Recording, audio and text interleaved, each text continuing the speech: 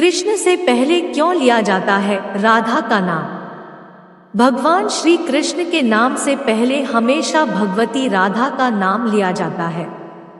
कहते हैं कि जो व्यक्ति राधा का नाम नहीं लेता है, सिर्फ कृष्ण कृष्ण रटता रहता है, वह उसी प्रकार अपना समय नष्ट करता है जैसे कोई रेत पर बैठकर मछली पकड़ने का प्रयास करता है।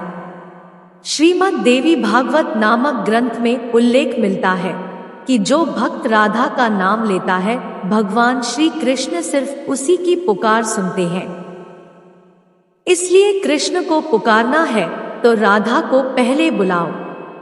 जहां श्री भगवती राधा होंगी वहां कृष्ण खुद ही चले आएंगे।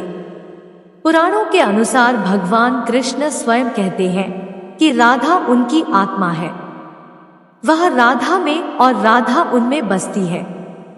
कृष्ण को पसंद है कि लोग भले ही उनका नाम नहीं ले, लेकिन राधा का नाम जपते रहें। इस नाम को सुनकर भगवान श्री कृष्ण अति प्रसन्न हो जाते हैं। इसका उल्लेख श्री कृष्ण जी ने नारद से किया है। इस संदर्भ में कथा है कि व्यास मुनि के पुत्र शुकदेव जी तोता बनकर राधा के महल में रहने लगे।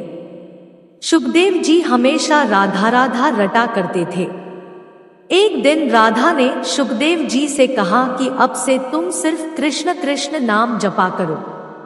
शुकदेव जी ऐसा ही करने लगे। इन्हें देखकर दूसरे तोता भी कृष्ण कृष्ण बोलने लगे। राधा की सखी सहेलियों पर भी कृष्ण नाम का असर होने लगा। पूरा नगर कृष्णमय हो गया, कोई राधा का नाम नहीं लेता था। एक दिन कृष्ण उदास भाव से राधा से मिलने जा रहे थे। राधा कृष्ण की प्रतीक्षा कर रही थी। तभी नारद जी बीच आ गए।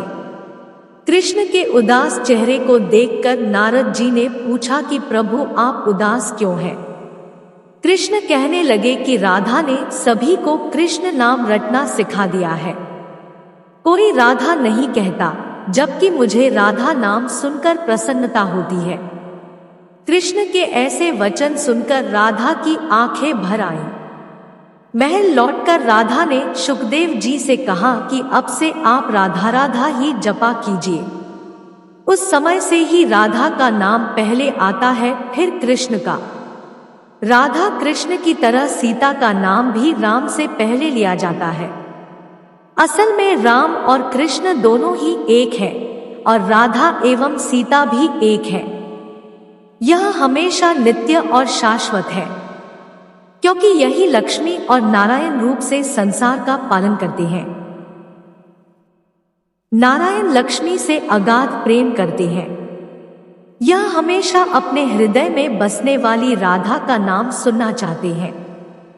इसलिए ही कृष्ण